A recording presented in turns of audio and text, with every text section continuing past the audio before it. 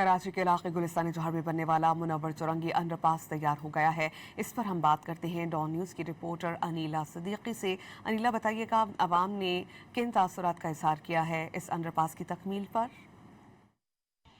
जी बिल्कुल, कराची के एक तवील अरसे तक ज़ेर तामीर प्रोजेक्ट मुनव्वर चौरंगी अंडरपास जो है वो अब आवाम के लिए जल्द खोलने के लिए तैयार है। मेयर कराची मुर्तज़ा वहाब की जानिब से ये ऐलान किया गया है कि कल यानी इतवार के रोज़ मुनव्वर चौरंगी अंडरपास को आवाम के लिए खोल दिया जाएगा और बाकायदा यहाँ का इफ्तिताह किया जाएगा।